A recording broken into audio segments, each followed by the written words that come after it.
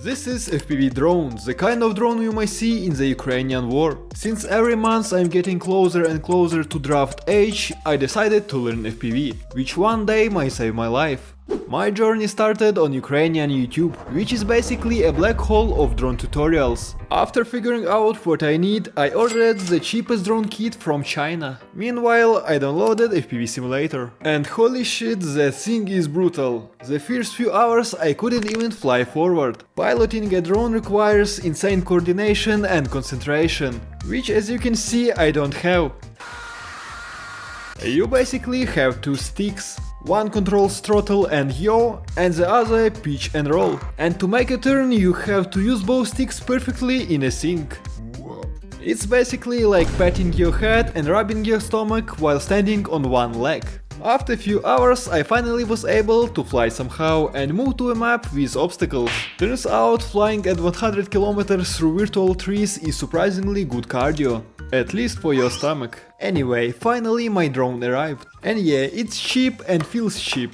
I even managed to break antenna during unboxing. Amazing start. After half an hour of fixing it, I was finally ready to fly. I'm kidding, I had some problems with image too. So I had to connect my drone to computer and fix the channel. And to do that I had to search all over my house for fucking micro USB cable, which nobody uses anymore.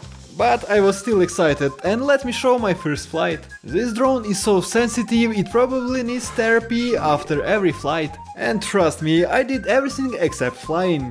Bouncing, flipping, hitting walls, even hitting my own head. The drone was suffering and so was I. But after a few days I got better at flying indoors, so I moved outside. Technically, flying outside is forbidden in Ukraine. So definitely don't like and subscribe. Let's keep it our little secret before...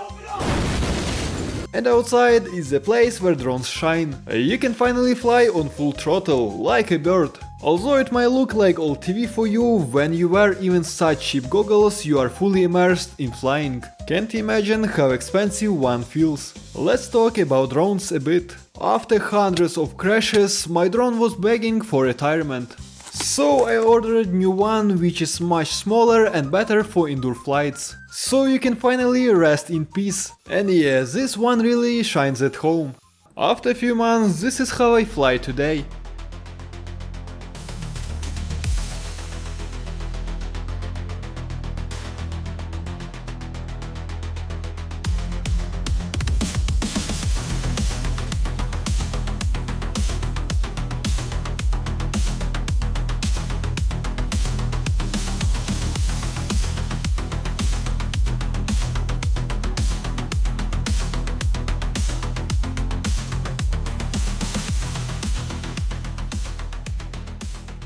So FPV was a great journey for me. I even taught FPV to my friend. And now he's building huge drones that deliver surprises across the border.